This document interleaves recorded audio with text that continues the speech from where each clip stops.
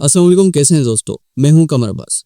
हमारे अकाउंट्स पर सबसे ज़्यादा पूछा जाने वाला सवाल ये है कि जब ईरान को इल्म हो चुका है कि अमेरिका इसराइल हमला किए बगैर नहीं रहेंगे, तो वो हमले में खुद पहल क्यों नहीं कर रहा, प्रीम्प्टिव स्ट्राइक क्यों नहीं कर रहा। खास तौर पर इसलिए कि पर्शियन गल्फ के गिर्द अमेरिकन बेसिस में अभी मिसाइल डिफेंस सिस्टम मुकम्मल तौर पर एक्टिव नहीं हुआ। सो फिलहाल एक ऐसी विंडो मौजूद है जिसमें कि अमेरिकन मिलिट्री एसेट्स निस्बतन आसानी से ईरान निशाना बना सकता है। इस हाइपोथेसिस के मुताबिक अगर ईरान इस मरहले पर हमला कर दे तो इम्कान है कि इसराइल को भी फौरी और बड़ी ठेस पहुंचाना मुमकिन है। ये अजम्पशन है जिस पर सवाल हो रहा है, और ईरान एक ऐसा प्रीम्प्टिव स्ट्राइक क्यों नहीं कर रहा जो ये सब पर अचीव कर सके। इसका जवाब ये है कि दोस्तों, प्रीम्प्टिव स्ट्राइक ईरान की सबसे बड़ी स्ट्रेटेजिक मिस्टेक होगी और ईरान ये जानता है। वो इस तरह के फर्स्ट स्ट्राइक ऑप्शन तब इस्तेमाल किए जाते हैं जब आप यकीन रखते हो कि इस हमले में दुश्मन को इतना नुकसान पहुंचा सकते हैं कि वो दोबारा अपने के काबिल ही ना आए। अगर ये सूरत हाल हो तभी प्रीम्प्टिव स्ट्राइक या ओपनिंग स्ट्राइक की जाती हैं। तो क्या ईरान इस पेशगी हमले के जरिए अमेरिकन बहरी बेड़ों और इसराइल एयरफोर्स को इतना डैमेज कर सकता है कि वो बाद में रिस्पॉन्स देने के भी काबिल ना रहे। जैसा कि आप सब जानते हैं, ईरान ऐसा फैसला कुन स्ट्राइक नहीं कर सकता, ऐसा फैसला कुन जिसमें दोनों ताकतें खामोश होकर बैठ जाएं, वो इसमें यकीनन नाकाम होगा। अगर उसने फर्स्ट स्ट्राइक किया तो इस पर्पस को अचीव करने में नाकाम होगा, बल्कि उल्टा ईरान अपने न्यूट्रल सपोर्टर्स तक के सामने ये जस्टिफिकेशन और मोरल हाई ग्राउंड भी खो बैठेगा कि उस पर बिला वजह हमला हुआ है। साथ में ये भी कि ईरान अपने पावरफुल वेपन्स भी इस्तेमाल करके खाली हाथ हो जाएगा, जिसके बाद अमेरिका, इसराइल और यूरोप के लिए ईरानियन हुकूमत को ख़त्म करना, जियोग्राफी पर कब्जा करना और इसके हिस्सों पर कंट्रोल करना आसान हो जाएगा। सो जब ये यकीनी है कि ईरान अपने डिफेंस में प्रीम्प्टिव स्ट्राइक करके भी इसराइल अमेरिका को नाकाबिले तलाफी नुकसान नहीं पहुंचा सकता, तो ऐसी हिकमत की फिर ज़रूरत ही आखिर क्या है। इसलिए यही बेहतर है कि नॉन एग्रेसर ही दिखाए, हमले में पहल ना करे। अमेरिकी अवाम में जो ईरान पर हमले के मुखालिफ हैं उन्हें भी सियासी दबाव के तौर पर अपने साथ ही रखे कि ईरान ने अमेरिका पर कोई हमला नहीं किया, कोई थ्रेट उसके सामने पेश नहीं किया और उनकी फोर्सेस यानी अमेरिकन फोर्सेस को लड़ रही हैं, वार ऑफ नेसेसिटी नहीं। अमेरिका एक गैर जरूरी जंग लड़ रहा है। ये पॉइंट इस्टेब्लिश रहना चाहिए, क्योंकि ये पॉइंट अमेरिका के खिलाफ लॉन्ग टर्म जंग में बहुत काम आता है। इसे ईरान को इस्तेमाल करना चाहिए। ये सब वो कम से कम ऑफेंसिव मटेरियल है जो ईरान के खिलाफ खलीजे फारिस, पर्शियन गोल्फ में रेड सी की तरफ से बढ़ता हुआ हमें नजर आ रहा है। ऑन पेपर यही सूरत हाल है, और इस ऑफेंस के साथ वो एक तगड़ा डिफेंस भी लाए हैं। वो यूं कि ईरानियन फोर्सेस के मिसाइल रिस्पॉन्स को रोकने के लिए अमेरिकन मिलिट्री बेसिस के गिर्द और नेवल शिप्स के गिर्द एक लेयर में एक ताकतवर हिस्सा बैरियर मौजूद है। पहली लेयर में तहत डिफेंस सिस्टम पूरी ईरानियन फिजा एयर स्पेस को चैलेंज करेगा। ईरान से कुछ भी फायर होते हैं तो उसे रोकने के लिए परवाज करेगा और इंटरसेप्ट करके हवा में ही तबाह करेगा। अगर ईरानियन मिसाइल्स ये पहली तहत लेयर्स को डिच कर देते हैं और आगे निकल जाते हैं तो दूसरी लेयर में पेट्रियोटिक मिसाइल डिफेंस सिस्टम मौजूद है। अब ये मीडियम रेंज का जो डिफेंस सिस्टम है ये अमेरिकन बेसिस का दूसरा मरहले में दिफा करेगा। ये सिस्टम पूरे गल्फ रीजन में इराक में अल असद एयर बेस पर है, कुवैत में आरिफ जैन एयर बेस पर है, सऊदी अरब की प्रिंस सुल्तान एयर बेस पर है, यूएई की अल दफारा एयर बेस पर, कतर की अल उदैद एयर बेस। इन्हीं सिस्टम्स में से कोई ना कोई एक सिस्टम लगा हुआ है या बाज़ जगह दोनों लगे हुए हैं, और ये सिर्फ लैंड एसेट्स हैं। इसके बाद समंदर में अमेरिकन नेवी की जो मिलिट्री मशीन्स ईरान के दरवाजे पर खड़ी हैं, इसके गिर्द भी डिस्ट्रॉयर की एक पूरी खेप तैयार की गई है। कई लेयर्स में एयरक्राफ्ट कैरियर्स का भी डिफेंस स्ट्रक्चर मौजूद है, जिसे आजकल रोजाना अपग्रेड किया जा रहा है। ये सिस्टम एयरक्राफ्ट कैरियर्स और इस पर मौजूद 7 से 65 तैयारों और हेलीकॉप्टर्स की हिफाजत करता है। इस सब को टारगेट करने के लिए पहले इस डिफेंस स्ट्रक्चर को दबाव में लाना पड़ेगा ईरान को, यानी कि इन्हें एग्जॉस्ट करने के लिए बहुत बड़ी तादाद में ड्रोन्स, क्रूज, बैलिस्टिक और हाइपरसोनिक मिसाइल्स ईरान को फायर करना पड़ेंगे, जो कि इस वक्त उसके पास इतनी बड़ी मिकदार में यकीनन नहीं है।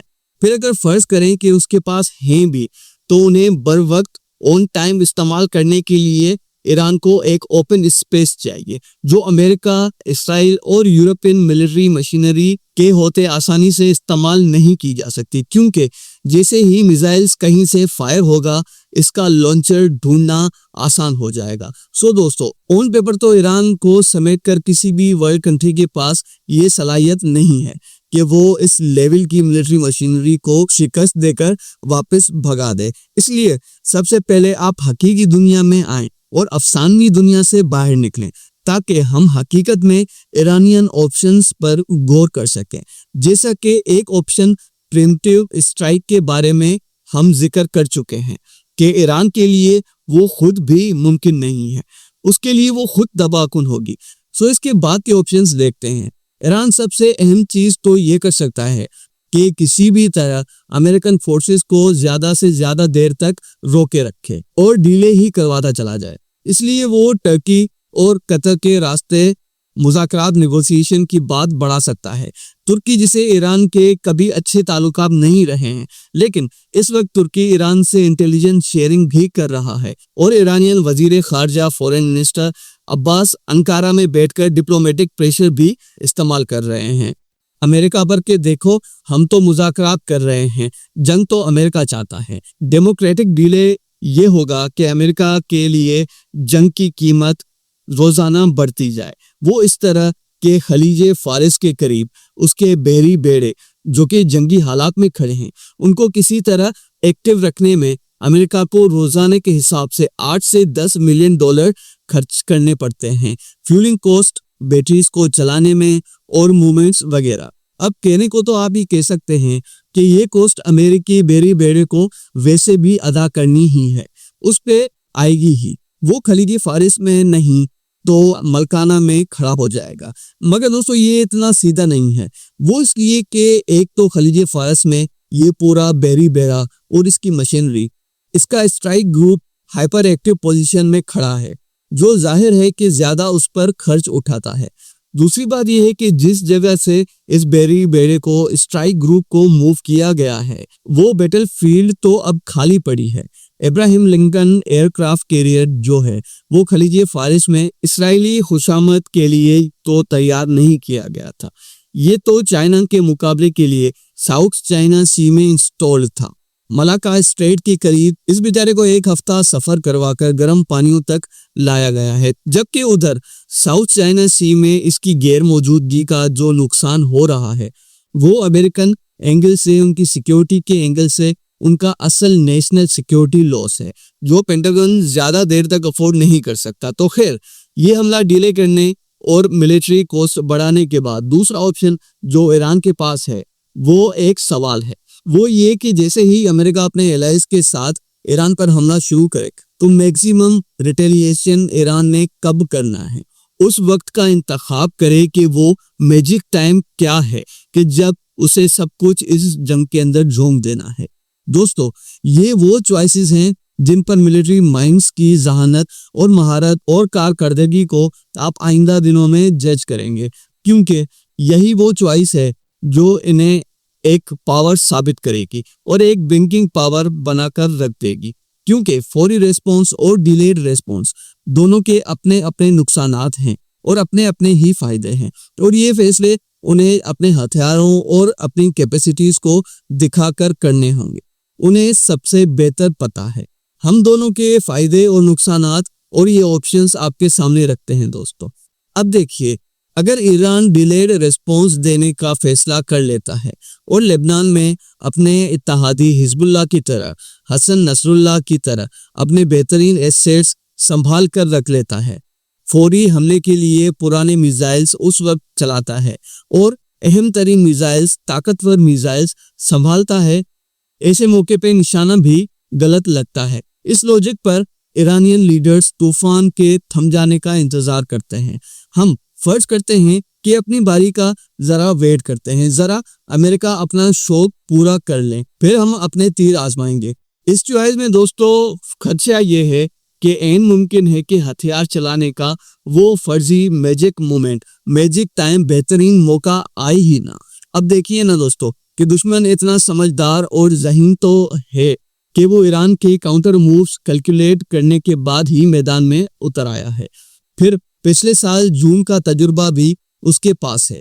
عین ممکن ہے کہ ڈیلیڈ میسو ریسپونس کا وقت آنے سے پہلے ہی امریکی اسرائیلی ایجنٹس جو ایران میں اس وقت موجود ہیں وہ ان وائٹل اسٹاک پائلز پر قبضہ کر چکے ہوں جنہیں بعد میں چلانے کی پلاننگ ہو رہی ہو، یا پھر ایسا ہو کہ بڑی میزائلز کی نشاندہی ہو چکی ہو اور اس میں سے زیادہ تر تباہ کر دیے گئے، یا جب حملہ کرنے لگیں اس وقت تباہ ہو جائے۔ یہ اسٹریٹجی کام نہیں کرے گی کسی بھی صورت میں۔ ایران زیادہ دیر تک ڈک نہیں کر سکتا، اسے جو کرنا ہے فوری کرنا ہے۔ قدیم ملٹری لوجک ہے کہ اگر آپ یہ جان جائیں کہ آپ کسی صورت اب جیت نہیں سکتے تو دشمن کو جیت کی اتنی مہنگی قیمت چکانے پر مجبور کریں کہ مستقبل میں آپ مثال بن جائیں۔ وہ نہیں تو کم سے کم ملٹری ہسٹری تو گواہ رہے کہ مقابلہ تو دلین آتما نے خوب کیا۔ ہم زندگی کی جنگ ہارے ضرور ہیں لیکن کسی محاذ پر پسپا نہیں ہوئے۔